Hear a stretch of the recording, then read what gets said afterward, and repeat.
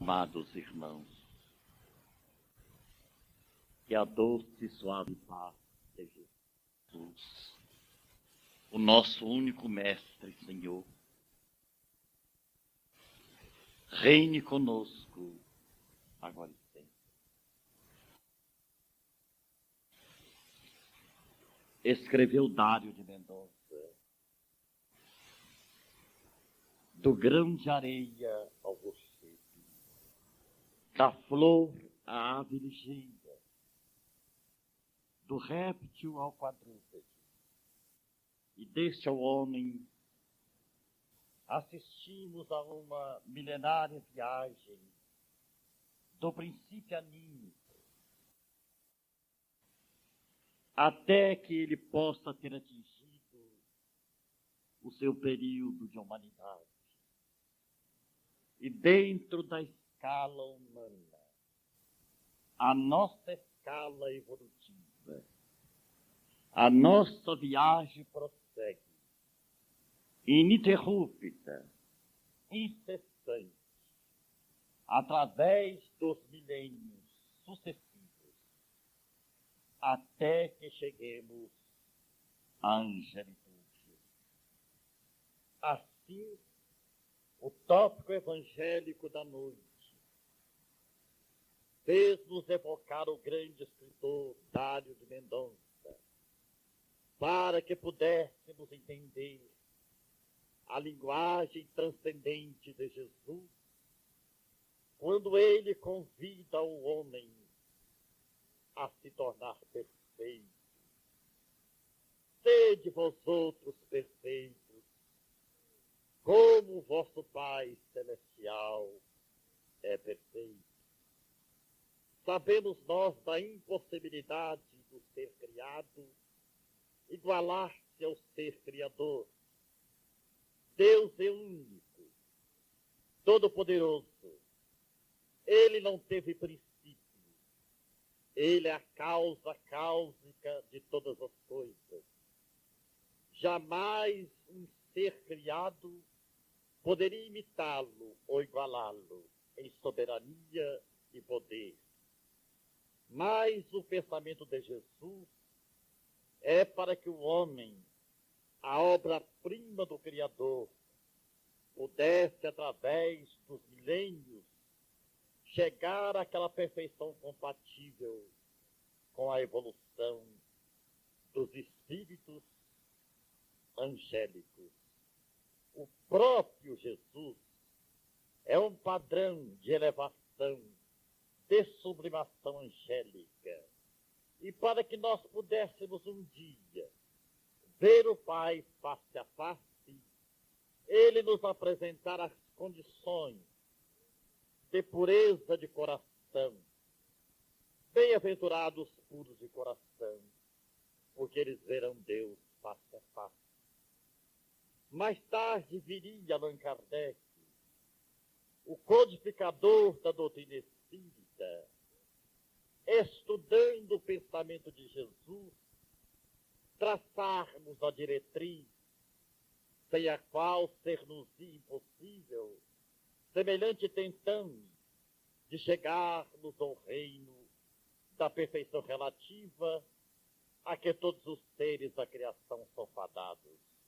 O homem chegará indubitavelmente a ser um modelo de perfeição, a ser um novo Cristo. Mas, para isto, a reencarnação, essa lógica divina e natural, é para nós a grande esperança, porque ser-nos-ia imensamente impossível, por mais perfeita fosse a nossa conduta dentro da vida humana, por mais perfeita fosse o nosso modo de viver, de pensar e de sentir, em todos os aspectos, abrangermos a plenitude da perfeição que requisita o Senhor para que o Espírito possa ter o Pai.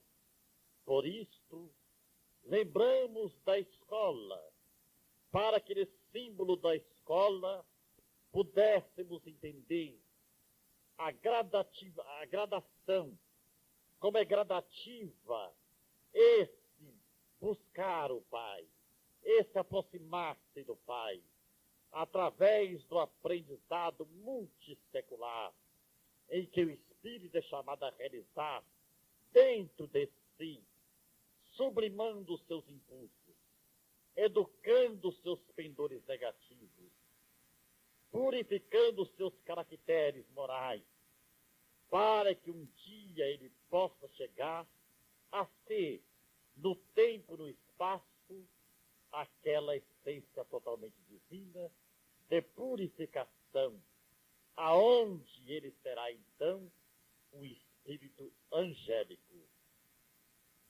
Segundo a lógica espírita, o próprio anjo foi um dia um simples átomo. Não há privilégio nas leis do Criador. Todos os espíritos foram criados simples e ignorantes. Todos eles partiram do princípio único, do vir a ser para ser, em essência aquilo que devem ser. O próprio Jesus não teve outro destino a não ser a de um espírito corajoso que marchou em linha reta para o Pai através dos mundos, através das inumeráveis reencarnações. Não há espíritos criados pelo Criador dentro dos aspectos de acabada perfeição, porque isto seria um privilégio e todo privilégio é uma injustiça.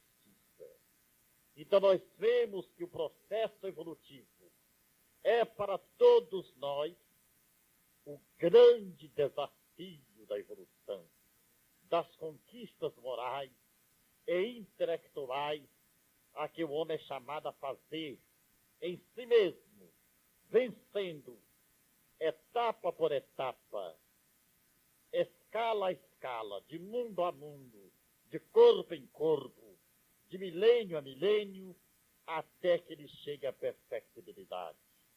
Não há dois caminhos a seguir. É um só. É o caminho do alto esforço. É o caminho da coragem. É o caminho do aproveitamento. É o caminho da obediência. É o caminho da disciplina, em que o Espírito se submete às leis divinas e luta dentro de si para não se transviar da senda reta da perfeição. Para isso, amados irmãos, todos nós dispomos de muitas vidas, de vidas múltiplas, de vidas seriadas, de vidas sucessivas, de muitas jornadas reencarnatórias, para chegarmos a esse protótipo, a essa perfeição a que solicita Jesus nesta noite na terra de Oswaldo Cruz, quando o Evangelho é aberto e a palavra do Mestre persuasiva, enérgica, doce, suave e poderosa, nos concita a todos para que nos aperfeiçoemos, para que busquemos a nossa aproximação com o Pai. Simbolicamente, vemos nessa passagem a parábola do filho pródigo, citado nos evangelhos, aquele jovem arrebatado que desejou um dia conhecer mais vastamente o mundo, as ilusões e as aventuras do mundo, e que deixou a companhia do Pai para ir em busca dessas emoções desconhecidas, e que após uma vida difícil de experiências malogradas, de infeliz comportamento, chegando mesmo à miserabilidade e a disputar o próprio alimento com os porcos, ele caiu em si, refletiu, pensou, ponderou e fez esta viagem de retorno à casa do Pai, porque os últimos dos colonos da casa do Pai era tratado muito bem. E ele fez a longa viagem de retorno, Pediria ao Pai que o aceitasse, não mais da condição de filho, mas de um vassalo obediente e arrependido. Simbolicamente, representa nossa viagem de volta à casa paterna. Fomos criados simples e ignorantes no momento em que não podemos precisar.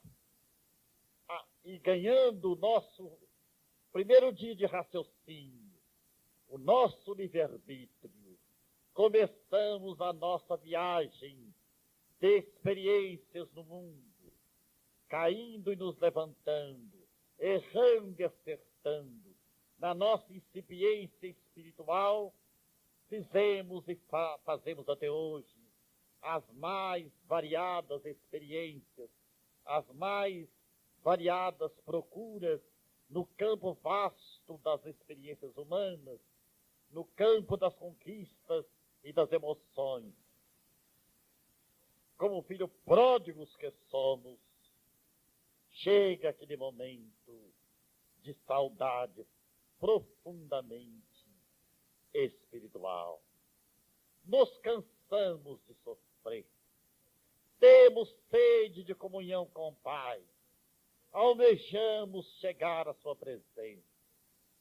Então começamos, dentro das nossas reencarnações, de regeneração, de purificação, de autoaperfeiçoamento, de esforço imenso, da autodisciplina de nós mesmos, essa imensa viagem de volta à presença do Pai, como filhos pródigos do seu infinito amor.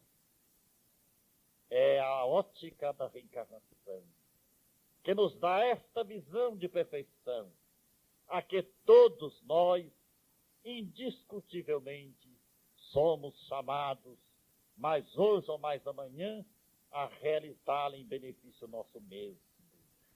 O homem dotado de livre-arbítrio, de vontade própria, é livre para fazer o que quer, realizar o que mais deseja, viver conforme pensa, plantar a esmo, mas ele também, por sua vez, por um determinismo natural da evolução, é constrangido a sofrer em si as consequências de todas as suas atitudes.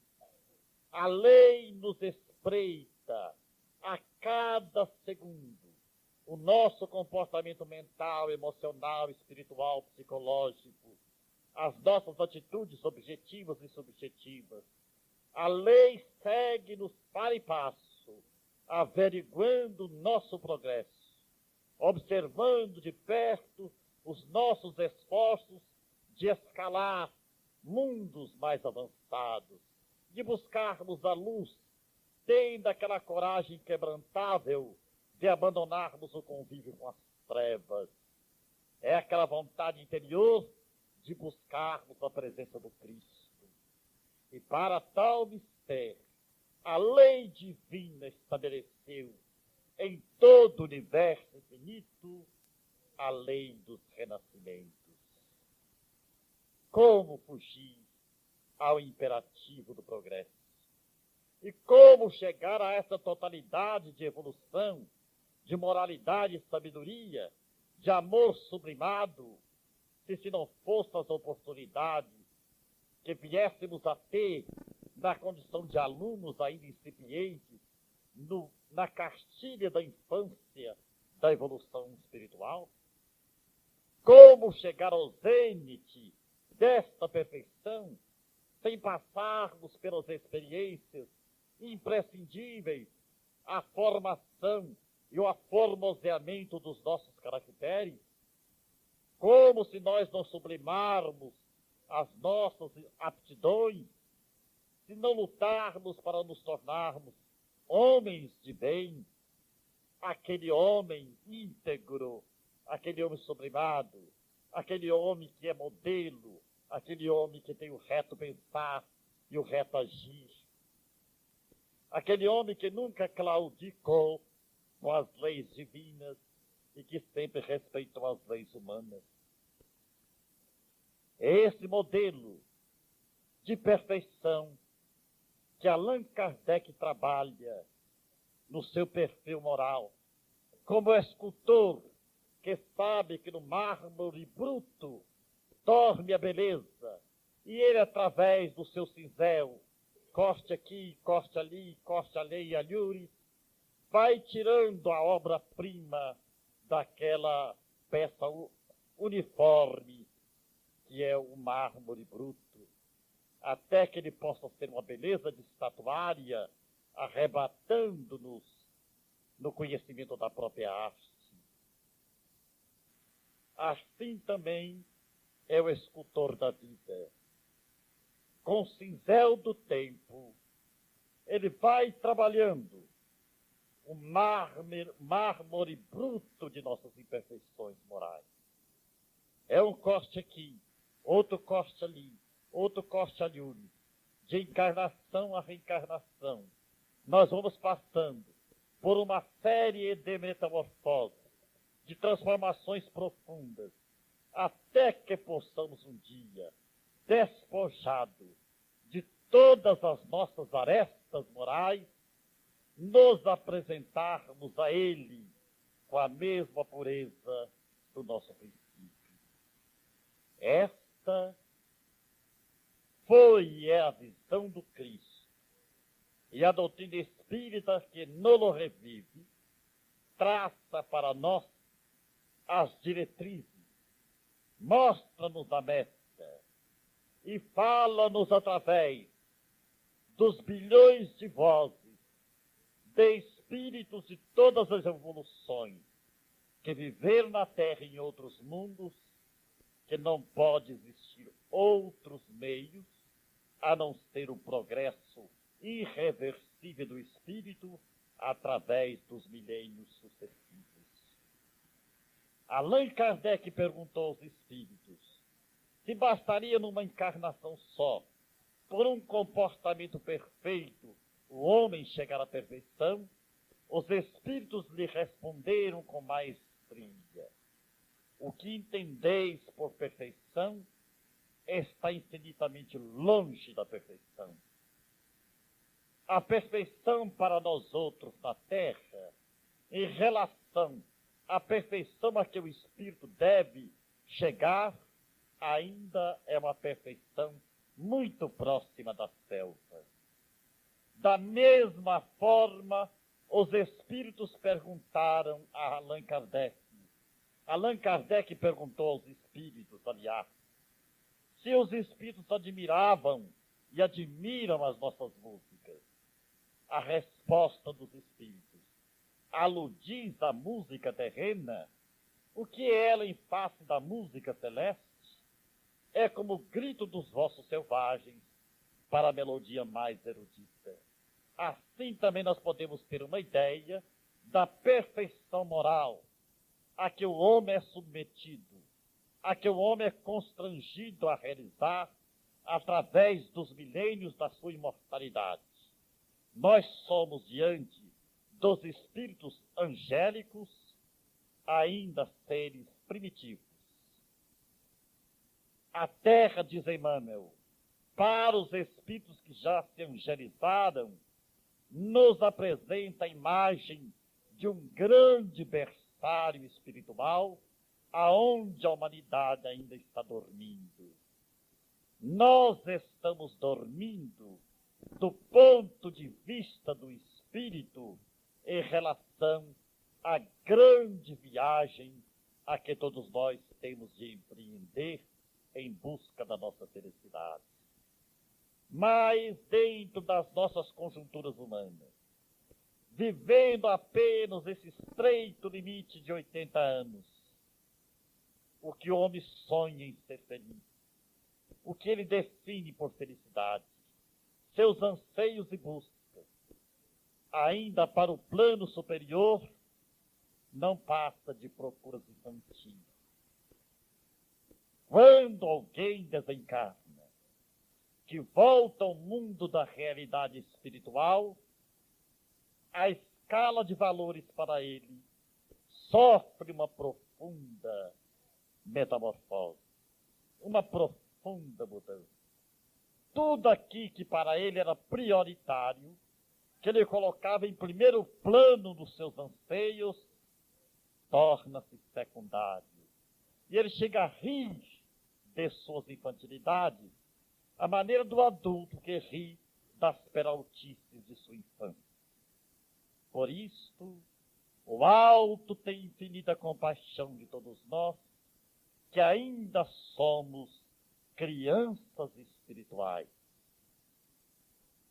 que estamos brincando de viver e que colocamos a nossa felicidade e os objetivos da nossa felicidade em coisas tão transitórias, tão efêmeras, e por essas coisas efêmeras e transitórias, de natureza estritamente material, o homem tem se transformado em instrumento de muitas guerras, de muitos homicídios, de muitas transações infelizes, de muito despotismo, de muita tirania, de muita vileza de caráter, de muita degradação moral, porque os seus objetivos são, às vezes, mesquinhos, e ele não mede os meios para chegar aos fins. Quando o homem pensa que deve realizar isto ou aquilo aqui para a sua felicidade, ele julga a sua felicidade, mas ele não pensa na felicidade dos outros. Ele não mede as consequências de uma atitude calculista e fria. Ele planeja, ele esquematiza, e para chegar aos seus intuitos, para chegar aos seus objetivos, ele se faz surdo à própria consciência. Ele se auto-anestesia do ponto de vista moral, torna-se insensível para gozar dos seus direitos, entre aspas, que ele julga de profunda prioridade. É o egoísmo, meus irmãos. Somos uma caravana imperfeita, perdida no deserto de nossas próprias misérias. Almas em desfile num vale imenso de neblinas espirituais. Encontramos o cascalho e o confundimos com a pedra preciosa. Somos garimpeiros do espírito, mas mergulhando na vida física, invertemos os valores e achamos que o cascalho é o diamante que procuramos. E assim, de etapa em etapa, de lágrima em lágrima, de dor em dor, de desencanto e de desencontros, vamos compondo a rede do destino. Muitos despertados, conscientes, definidos, corajosos, iluminados, não relutam à porta estreita dos sacrifícios. Estes peregrinos já esclarecidos, que sabem dos valores eternos, que não permutam o reino de Deus pelo trono transitório de César, que não busca Mamon nos seus prazeres mentirosos de um dia, em detrimento da paz do espírito na sua perenidade de vida.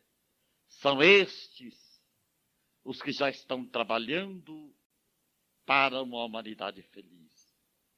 Estes espíritos de escola, periodicamente Deus permite que eles reencarnem na Terra, em todos os continentes do planeta, para nos trazerem suas luzes, seus progressos, suas conquistas. E é assim que a humanidade vai progredindo através dessa interdependência de valores. Para nós que já possuímos o Espiritismo, já não nos é lícito dizer que somos ignorantes, dizer que não fomos informados. Todos nós já somos consciências informadas, só ainda não somos consciências transformadas, porque o Evangelho ainda está mais na nossa esfera mental, na nossa esfera intelectiva. Ele ainda não conseguiu adentrar profunda e substancialmente os nossos corações, para que pudéssemos ser, moral e espiritualmente, pessoas amadurecidas e equilibradas, pessoas que não abusam nem da inteligência e nem das emoções. É aquele reto pensar que nos levaria a um reto sentir e um reto agir. Por enquanto nós sabemos, mas não estamos predispostos a nos melhorarmos substancialmente. É por isto que o progresso moral nem sempre acompanha o progresso intelectual, o progresso científico. É muito mais fácil uma conquista científica do que uma conquista moral. Porque para a ciência não se trata de responsabilidade moral, conquanto a ciência esteja revestida de grande responsabilidade. Mas o espírito necessita de responsabilidade moral, para que ele não venha a viver mecanicamente, adverso aos princípios da lógica, entregue à revelia da justiça, para que ele não viva apenas pelo instinto, pelas paixões, pelos anseios do presente, do imediatismo carnal. É preciso que o homem desenvolva a sua maturidade de ordem moral, de ordem espiritual, para que ele não venha a brincar de viver com coisas seríssimas. Indiscutivelmente, o mundo está enfermo. Se nós pudéssemos colocar o mundo numa clínica psicológica, o diagnóstico seria fácil. O mundo, em termos de humanidade, está profundamente enfermo. Todos padecem as anomalias de ordem moral, psicológicas. Mas quando um homem pensa em termos de equilíbrio, em termos de saúde, ele apenas observa o lado biológico, fisiológico, do mecanismo do corpo humano. Quando alguém diz assim, o fulano goza de excelente saúde, mas essa saúde é apenas de ordem física. O que adianta a saúde do corpo se o espírito está enfermo? O homem que mata, o homem que rouba, o homem que assassina, o homem que mata no ringue através do pugilato, o homem que escreve a carta caluniosa, às vezes estão do ponto de vista biológico dotados de saúde perfeita. Mas e o espírito? É o espírito. É ele que está enfermo. Então as enfermidades da alma são mais dolorosas do que as enfermidades do corpo. Pelo contrário, às vezes as enfermidades do corpo trabalham a saúde do espírito. É um antídoto e um preservativo, indicando parada, sinal vermelho, para que o espírito não continue a transgredir as leis divinas, os princípios morais da vida. Toma, às vezes, um corpo débil, frágil, acometido de achaques, impossibilitado, para que ele possa fazer aquela longa viagem de volta para dentro de si mesmo. Porque até hoje, o homem só viajou por fora de si. Ele fez da vida um turismo, de continente a continente, de país a país. O homem viaja à procura de si mesmo, mas a viagem mais arrojada, a viagem mais fascinante, a viagem mais difícil é aquela que fazemos no país endevassado de nossa própria alma. É aquela viagem para dentro de nós, a fim de que possamos dizer com Sócrates, o eminente filósofo grego, conhece-te a ti mesmo. Ele vai combatendo os pontos fracos de sua personalidade. Ele vai combatendo as suas imperfeições, porque há para tal aquele senso de autocrítica a que todos nós possuímos. Podemos receber dos outros, até por um princípio de educação, os mais belos elogios, com os mais ricos adjetivos.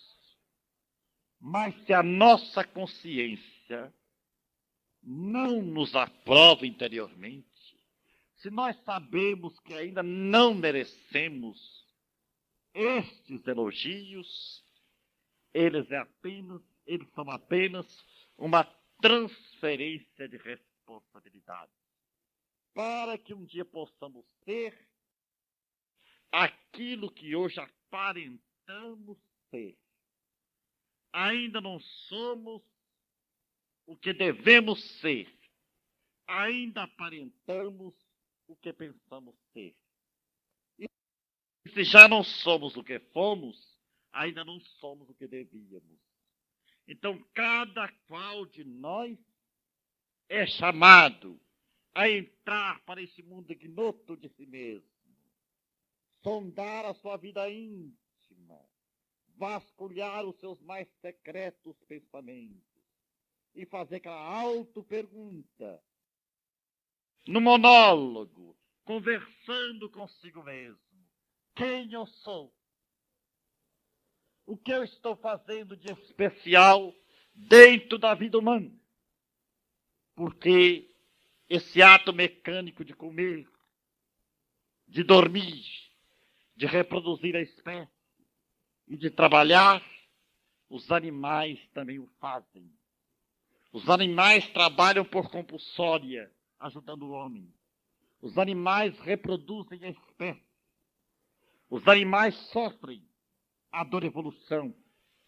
Os animais também participam do progresso nos milênios. Mas se nós somos seres racionais, se trazemos uma alma pensante, se temos uma consciência moral, se sabemos discernir entre o bem e o mal, o perfeito e o imperfeito, o que estamos fazendo nós que nos diferenciam do comportamento animal? Trabalhar, guardar dinheiro, assegurar o futuro. Mas que futuro é esse que o homem sempre alude? É o futuro presente? É o futuro material? Mas o que é o futuro material diante do futuro eterno do espírito? Então nós vemos que através dos milênios nós só temos progredido na horizontal destes valores. Muito dinheiro, gozar o corpo, desfrutar o corpo, comer e dormir bem, e alguns escassos minutos para Deus. E o homem se sente, do ponto de vista religioso, muito realizado, porque vai à casa de oração uma vez por semana. Participa de um momento de oração e se julga tranquilo com a consciência divina. Esvai-se o tempo, esgota-se as energias vitais, ele desencarna, retorna ao mundo espiritual na estaca zero, à espera de uma outra oportunidade, que não se sabe quando e nem como, para voltar novamente à matéria, para repetir as lições malogradas, fracassadas. E toda repetição vem com um acréscimo a mais de sofrimento, com um acréscimo a mais de dificuldade, porque fomos os alunos que passaram pelo educandário da Terra sem nenhuma mudança substancial no nosso aprendizado. Nos alimentamos da natureza, exploramos a terra, usamos um corpo, ganhamos o amor de mãe e de pai, o amor de nossos educadores, e nada realizamos de substancial em nosso próprio progresso. São as vidas estacionárias, repetitivas. Lameira de Andrade, no livro Ideal Espírita, ele nos diz: espíritos existem que nascem e renascem na carne e no espírito, através do berço e do túmulo, sem nenhuma mudança em seus esgares fixos. A nossa consciência já cristalizada, passamos como múmias e desencarnamos como múmias, até que o tempo, na expressão da dor e do sofrimento, venha em nosso socorro para nos lapidar, para nos acordar, para que possamos chegar à perfeição para a qual todos nós fomos criados. O homem mais primitivo, que dança ao redor dos totens sagrados, de sua selva, ao ruflar de tambores, será indubitavelmente um dia, na sucessão dos milênios, um Francisco de Assis, um espírito purificado, um novo Cristo. Mas para isto, a reencarnação é uma lei tão natural como a lei de gravitação. Os mundos gravitam por esta lei. Assim também a reencarnação é uma lei de Deus, é uma lei natural. E se nós não tivéssemos a oportunidade dos renascimentos e de nos renascermos dentro do renascimento, no que tange a nossa formação moral, nós estaríamos fadados a uma situação de animalidade perene.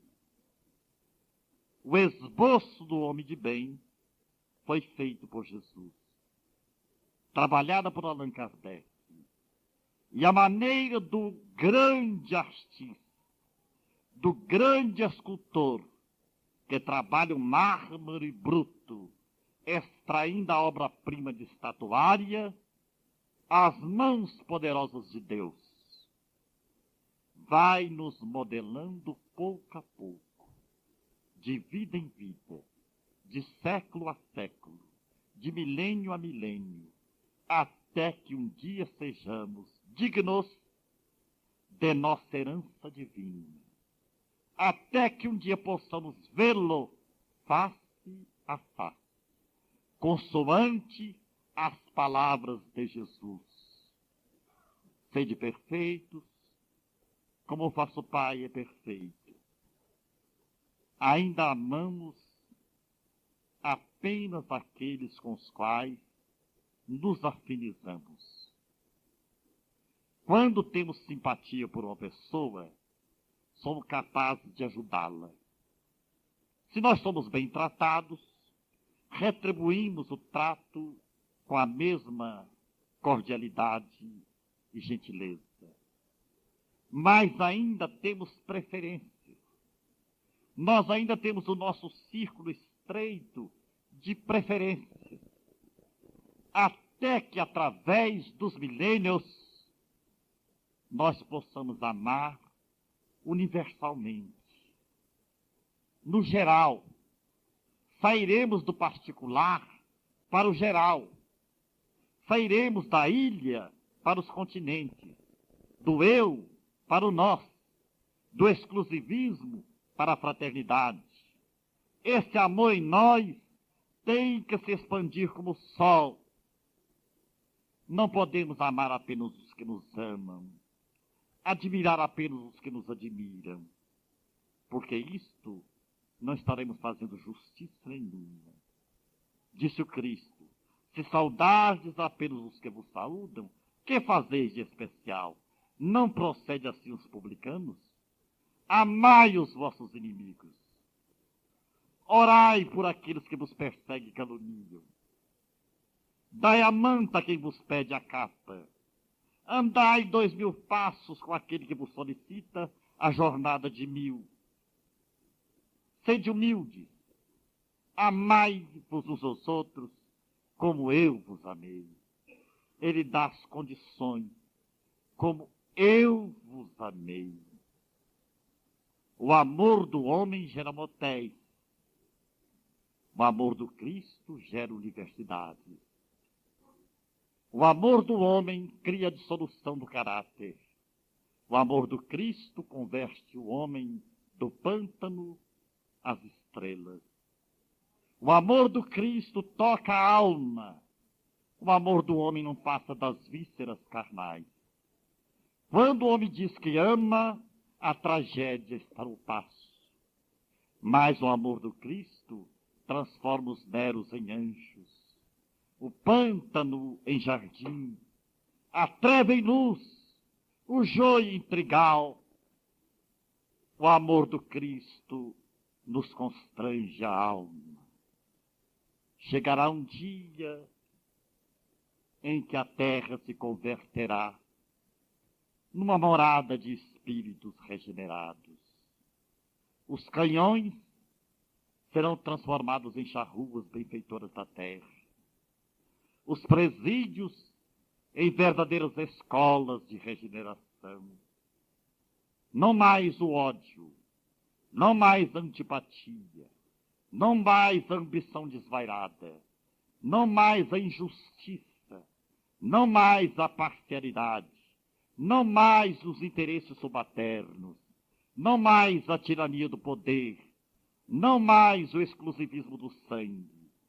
Teremos estatuído para nós uma norma de comportamento, de ética cristã.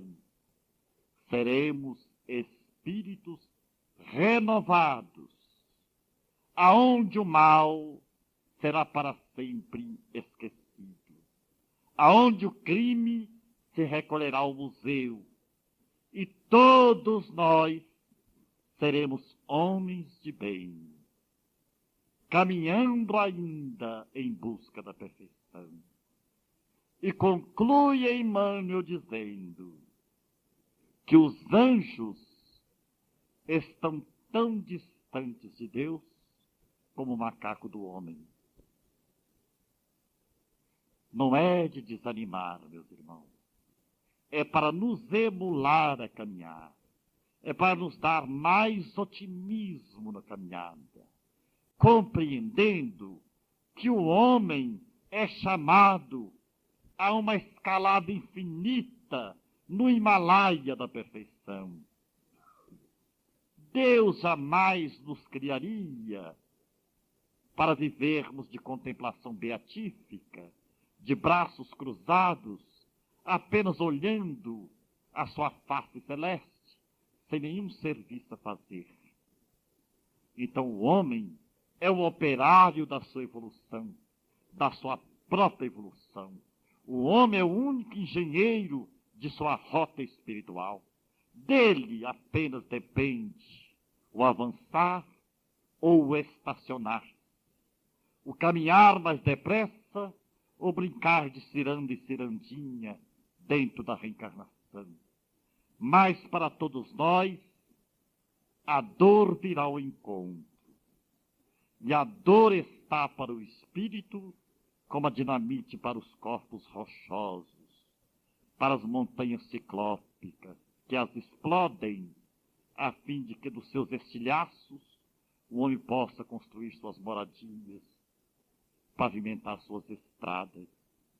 O explodir da dor humana, a dinamite do sofrimento, veio arrebentar as montanhas do nosso orgulho, as montanhas do nosso egoísmo, as montanhas do nosso indiferentismo, para que aprendamos, enfim, que nós somos de Deus, que nós somos espíritos e não matéria, que vivemos para a vida do espírito e não para a vida do corpo, que se deve dar a César o que é de César e a Deus o que é de Deus. E André Luiz acrescenta, dizendo: viver por viver, todos vivem. O essencial é saber viver. E se hoje temos conosco a doutrina espírita, já não podemos brincar de viver. A vida se nos apresenta definida. Já sabemos de onde viemos, porque fomos criados, porque estamos na terra, porque sofremos e para onde vamos. Já não somos mais seres perdidos, como um viajor sem bússola. Temos o Espiritismo. Eis aí então a grave responsabilidade de se ser espírita. E Jesus nolo define dizendo: muito se pedirá a quem muito foi dado, a cada um segundo as suas obras. Que Jesus nos abençoe. Vida é sol de eterno amor, nossa alma combaliza, aos céus ele conduz. O seu amor fraterno, de mestre e salvador, nos diz do amor eterno de Deus nosso Senhor. Real doutrina, só tu bendizes, irmãos felizes, na paz do amor. Tu és bem sublime, porque nos trazes divinas frases do Redentor. Divinas frases do Redentor. Chico Xavier, respondendo a uma pergunta no programa Pinga Fogo, em Goiânia, o doutor Isaltino lhe faz uma pergunta. Chico, por que o sofrimento, Chico? Por que evoluir através da dor? E o Chico deu a seguinte resposta: não é o caminho único, o do sofrimento. É um dos caminhos. Sem o sofrimento, o homem gastaria, suponhamos em termos de anos-luz, 2 anos-luz para chegar à perfeição. Com sofrimento, ele pode ir 200 anos. É a força que nos conscientiza para a vida.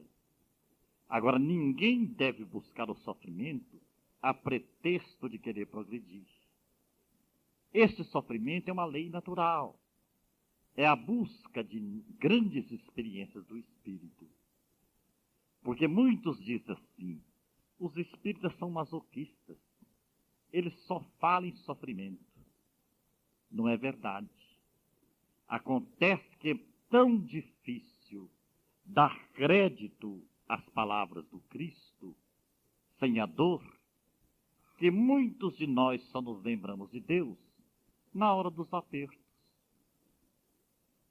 É o jovem que está no vestibular, reza para mim passar. É o comerciante, reza para me colher. Porque se eu fizer boa venda, eu vou ajudar lá o Isaías construir o lar. Reza para isso, para mim ter um bom casamento. Reza para mim fazer uma viagem feliz. As preocupações do homem é só de pedir. Nunca agradece e raros louvam. Todos pedem. Um dia chegou um senhor em Tiotaba e nos disse assim: olha, eu venho aqui para você rezar para o meu filho. Porque se ele passar no vestibular para medicina, eu vou tocar essa sopa sua durante 6 meses por minha conta. Se ele passar. Porque se ele não passar, as crianças morrem de fome. O homem, até agora, quer negociar com Deus. É uma forma de negócio. Né?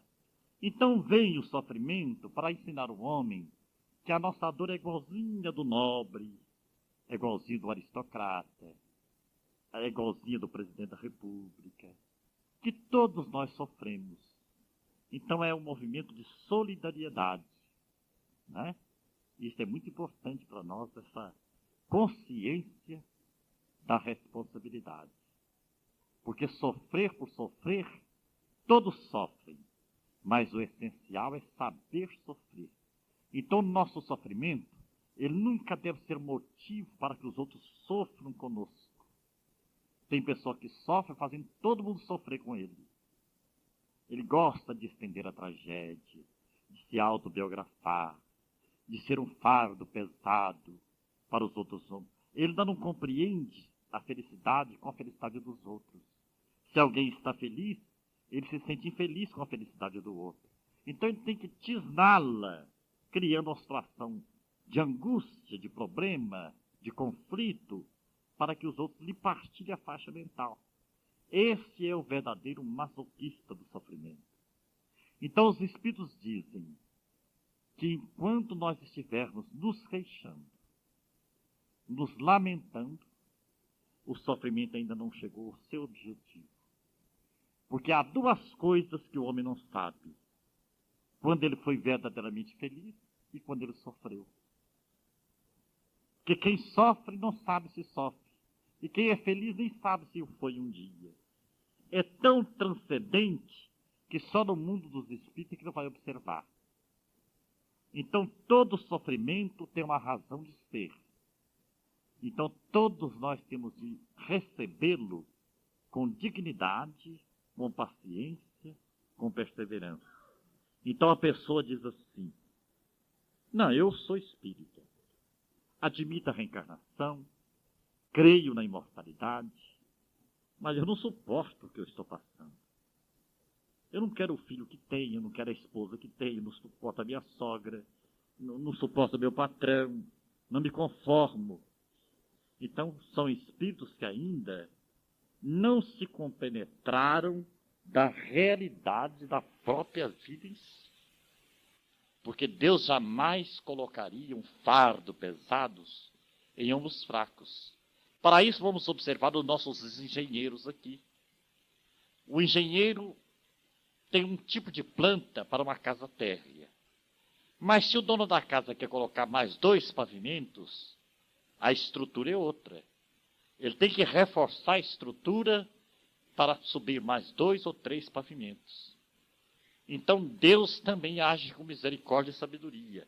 Ele nunca permitiria um espírito ter uma prova além das suas forças. Ele não cometeria esse erro de cálculo. O que nos falta é coragem.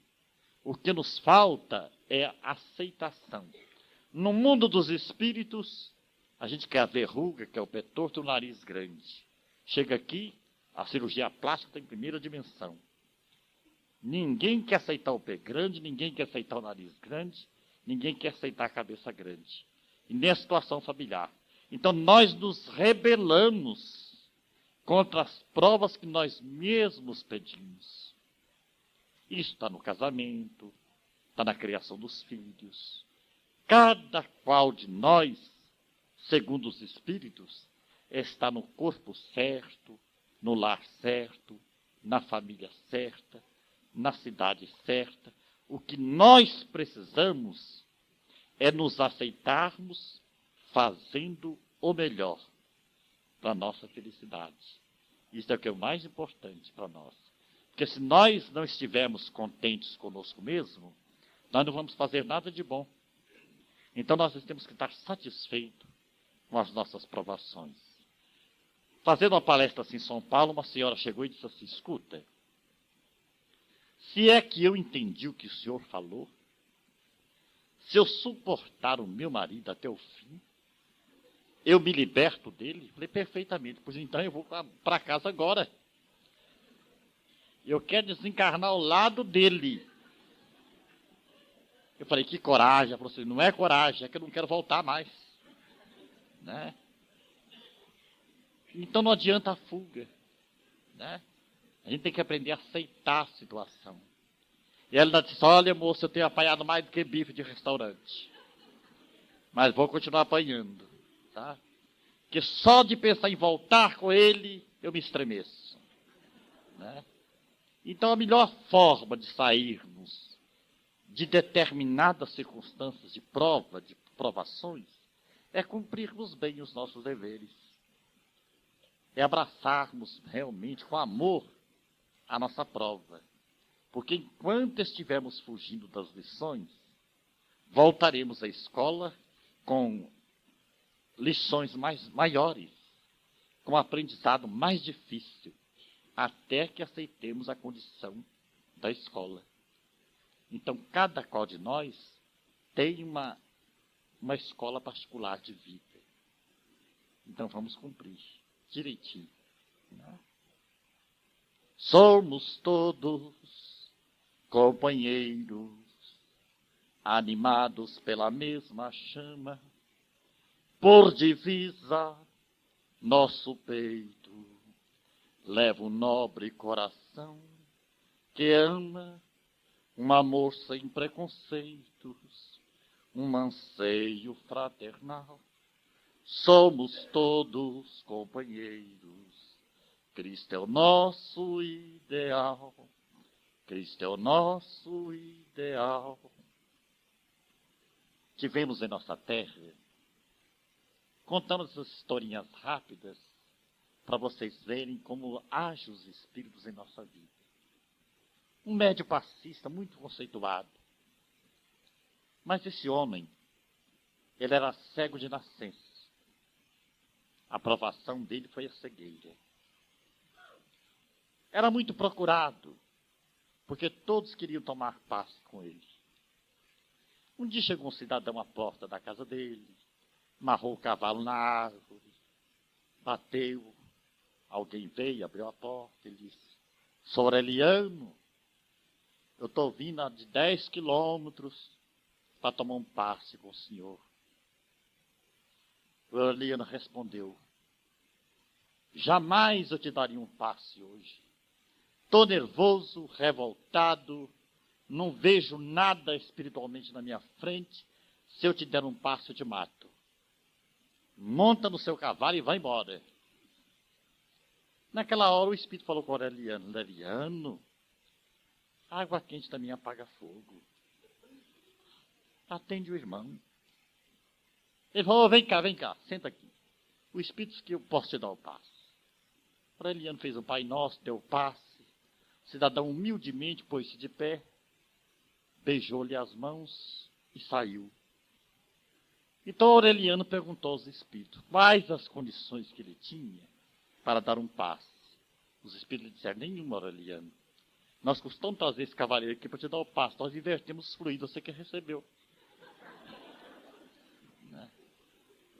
Ele que foi o seu médium passista. Não é mesmo?